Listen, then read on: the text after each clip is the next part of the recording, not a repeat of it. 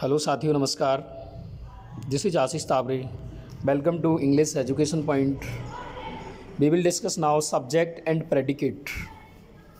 आज हम बात कर रहे हैं सब्जेक्ट एंड प्रेडिकेट को लेकर के। सेंटेंस के भाग होते हैं। सेंटेंस के अंदर दो पार्ट होते हैं, सब्जेक्ट एंड प्रेडिकेट। सब्जेक्ट क्या होता है, प्रेडिकेट क्या होता है, इसको लेके आज हम कुछ चर्चा करेंगे। इन दिस सेक्शन, इस सेक्शन के अंदर 3 टॉपिक पढ़ेंगे, subject, predicate and object. We will study 3 topics, subject, predicate, object in this topic. Sentence, what is sentence? जैसा कि आप जानते हो सेंटेंस क्या होता है, ये प्रश्न है, सेंटेंस क्या होता है। इसका आंसर, सेंटेंस एक संरचना, एक स्ट्रक्चर होती है जिसे हम कह सकते हैं a group of words that which clear meaningful sense, complete sense is called off sentence. यानी कि इस वर्ड्स का वह समूह जो अपने आप में स्वतंत्र और स्पष्ट एक भाव रखता है, एक अर्थ रखता है, उसे हम वाक्य कहते हैं या सेंटेंस कहते हैं। तो सेंटेंस की संरचना में जो मूल 2 पॉइंट हैं, जो फंडामेंटली 2 पॉइंट होते हैं, वो सब्जेक्ट और प्रेडिकेट होते हैं। Every sentence usually consist of a subject that can be either noun और प्रोनाउन। जो नाउन हो सकता है या प्रोनाउन हो सकता है, a verb and an object. एक सेंटेंस के अंदर 3 पार्टों से एक सेंटेंस की स्ट्रक्चर बनी होती है, ये आप सभी जानते हैं। जैसा कि नाउन, प्रोनाउन सब्जेक्ट के रूप में आ सकता है, एक वर्ब होता है, उसके अंदर एक ऑब्जेक्ट भी होता है। बात कर रहे हैं सब्जेक्ट और प्रेडिकेट के बारे में। तो सब्जेक्ट क्या होता है? The part which names the person. Sentence का वह पार्ट जो किसी व्यक्ति को इंगित करता है, व्यक्ति को डिनोट करता है, पर्सन को डिनोट करता है और thing we are speaking about is called the subject of the sentence. वाक्यों में जिसके बारे में कोई बात कही गई हो, जिसके बारे में कोई बात कही गई हो, या वाक्य में जो कार्य करता हो, जो मेन एक्टर हो, उसे हम सब्जेक्ट कहते हैं। जैसे Sita is reading a newspaper. अब इसमें न्यूज़पेपर पढ़ने की बात की जा रही है कि सीता न्यूज़पेपर यानी अखबार पढ़ रही है, तो उसमें कार्य करने वाला कौन है, पढ़ने वाला कौन है? तो सीता है। वाक्यों में कौन शब्द जोड़ने से वाक्य का सब्जेक्ट हाईलाइट होकर के सामने आता है? Okay, Sita is reading a newspaper, तो सीता यहाँ सब्जेक्ट है। राम राइट्स अ लेटर, पत्र कौन लिखता है? बोले राम लिखता है, तो यहाँ पर राम सब्जेक्ट है। उपरोक्त वाक्यों में राम और सीता सब्जेक्ट के रूप में प्रयोग की गई है। सब्जेक्ट के लिए नाउन तथा प्रोनाउन का प्रयोग किया जाता है।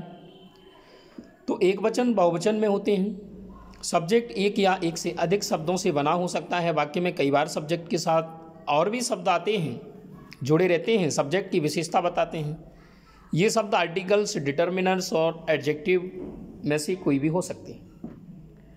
कई बार वाक्य में सब्जेक्ट के स्थान पर इट भी आता है, देयर का यूज भी होता है, इन्फिनिटिव का यूज भी होता है, जीरंड का प्रयोग भी होता है, क्लॉज जैसे शब्द भी प्रयोग में लाए जाते हैं। जैसे इट इज 9 o'clock, 9 बजे हैं, प्रोनाउन के रूप में इट सब्जेक्ट के रूप में प्रयोग किया गया है, प्रोनाउन फॉर्म में। Walking is a good for health, walking करना हेल्थ के लिए अच्छा है, तो जीरंड वॉकिंग आईएनजी फॉर्म। यहाँ पर वर्ब एक नाउन का फॉर्म है, वर्ब नाउन का कार्य कर रहा है। Where he goes is not noun, यहाँ क्लॉज है, where he goes relative clause है। To err is human, infinitive है।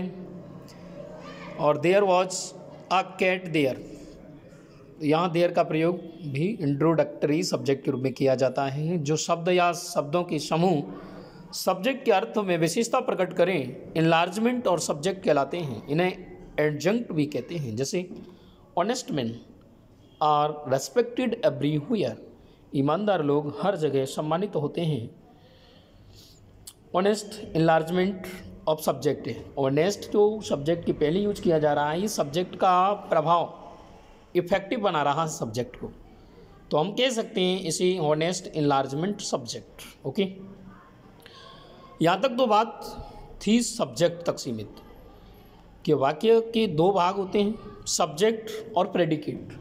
अब हम बात करेंगे प्रेडिकेट के बारे में। किसके बारे में? प्रेडिकेट के बारे में। तो प्रेडिकेट भी वाक्य का बहुत महत्वपूर्ण इम्पोर्टेंट पार्ट होता है। तो predicate tells us about the action और state of the subject in a sentence. वाक्य के अंदर प्रेडिकेट हमें बताता है कि जो सब्जेक्ट है, सब्जेक्ट क्या कार्य कर रहा है, कौन सी एक्शन संपन्न हो रही है। तो सब्जेक्ट के अलावा जो पार्ट बचता है, remains parts of the sentence instead of subject, subject को छोड़ करके, तो वही वाक्य में प्रेडिकेट कहलाता है। क्या कहलाता है? प्रेडिकेट। हिंदी में बात करें तो सब्जेक्ट को कर्ता बोला जाता है, प्रेडिकेट को विधेय बोला जाता है। ओके, तो इसकी परिभाषा जान लेते हैं। Predicate tells us about the action और state the subject in a sentence. Predicate हमें बताता है कोई कार्य, कार्य की अवस्था, स्थिति या एक्शन को बताता है। प्रेडिकेट लैटिन भाषा से लिया गया शब्द है जिसका अर्थ होता है टू प्रोक्लेम, अर्थात वाक्य में सब्जेक्ट के बारे में जो कुछ कहा जाए उसे प्रेडिकेट कहते हैं। वाक्य की वर्ब और ऑब्जेक्ट मिलकर प्रेडिकेट बनाते हैं। ओके, तो ये सब्जेक्ट की बहुत इम्पोर्टेंट टॉपिक थी, सब्जेक्ट और प्रेडिकेट के बारे में। आगे बात करते हैं। Subject predicate, Ram has done his work. अब इसमें से सिलेक्ट करना है। राम सब्जेक्ट है, हैज़ डन हिज वर्क ये प्रेडिकेट है। Dogs were, we read our books, they play. वाक्यों में प्रेडिकेट के वर्ब के पीछे कथन के अन्य भाग भी होते हैं, जैसे other parts of speech, noun, pronoun, adjective. Parts of speech की संख्या कितनी होती है?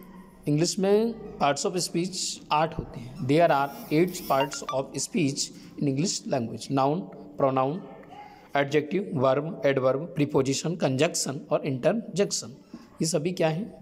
पार्ट्स ऑफ स्पीच है। तो कुछ वाक्यों में प्रेडिकेट वर्ब के पीछे कथन की अन्य भाग भी होते हैं जो अदर पार्ट्स ऑफ स्पीच में कैसे कहे जा सकते हैं, जैसे noun, pronoun, adjective, complement, infinitive, gerund, adverb हो सकते हैं। बात कर रहे हैं the house are for sale, complement. The house जो है ना, तो ये तो सब्जेक्ट हो गया, और जो बचा हुआ भाग है उसे कॉम्प्लीमेंट कह सकते हैं, पूरक शब्द कह सकते हैं, और ये प्रेडिकेट होता है। प्रेडिकेट का हिस्सा होता है। I spoke well, I enjoy writing, तो यहाँ जीरेंड के रूप आईएनजी का प्रयोग किया गया है वर्ब में, तो जीरेंड फॉर्म में है। आई लाइक अ राइट, यहाँ इन्फिनेटिव टू लग कर के वर्ब आया है तो इन्फिनेटिव फॉर्म में है। जो शब्द प्रेडिकेट की विशेषता प्रकट करें एक्सटेंशन ऑफ प्रेडिकेट कहलाते हैं, उन्हें एडवर्बियल एडजंक्ट भी कहते हैं। Adverbial adjunct. Read this book again and again, इस किताब को बार बार पढ़िए। यहाँ again and again enlargement of predicate है। ऑब्जेक्ट, वाक्य में जिस पर कार्य किया जाए ऑब्जेक्ट होता है, अर्थात जिस उद्देश्य के लिए कार्य होता है वह ऑब्जेक्ट कहलाता है। जैसे Sita is reading newspaper, Ram writes a letter. तो सीता यहाँ सब्जेक्ट, यहाँ सेंटेंस को तोड़कर बताया गया है। सब्जेक्ट सीता है, इज रीडिंग वर्ब है। वर्ब 2 प्रकार की होती हैं, आप जानते हैं। Do you know about this question, इस क्वेश्चन के बारे में आप जानते हैं कि वर्ब कितने प्रकार की होती हैं?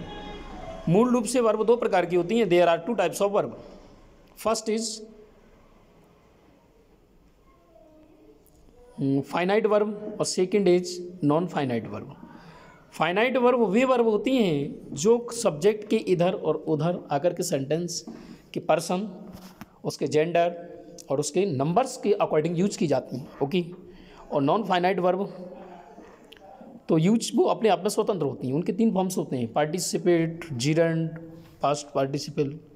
ठीक है, हाँ, जो शब्द या शब्दों के समूह ऑब्जेक्ट के अर्थ को विशेषता प्रकट करें एनलार्जमेंट ऑब्जेक्ट कहलाता है। एनलार्जमेंट ऑब्जेक्ट के बारे में बात कर रहे थे, जैसे यहाँ सेलेक्ट करना है। Separate subject and predicate in each following sentence, आपको बताना है इसमें क्या सब्जेक्ट है क्या ऑब्जेक्ट है।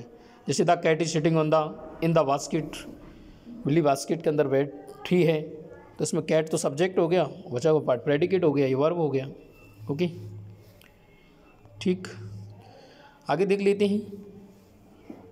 कुछ सेंटेंस के अंदर कुछ भाग ऐसा भी होता है, कुछ पार्ट ऐसा भी होता है जो ना तो सब्जेक्ट होता है ना प्रेडिकेट होता है, तो वो कुछ अदर पार्ट्स ऑफ स्पीच कहे जाते हैं। यहाँ पर एक टेबल दी जा रही है जिसमें आपको क्या करना है, column A has subject while column be the predicates match the suitable predicate against the each subject and forms of sentence.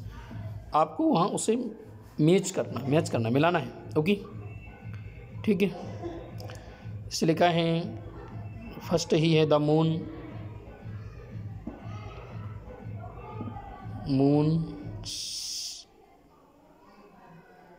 Science with sunlight, moon चंद्रमा की प्रकाश से चमकता है, इसमें मिल जाएगा ये। ओके, नेक्स्ट मिलते हैं नेक्स्ट वीडियो में। थैंक्स फॉर वॉचिंग वीडियो, तब तक के लिए बाय बाय, धन्यवाद।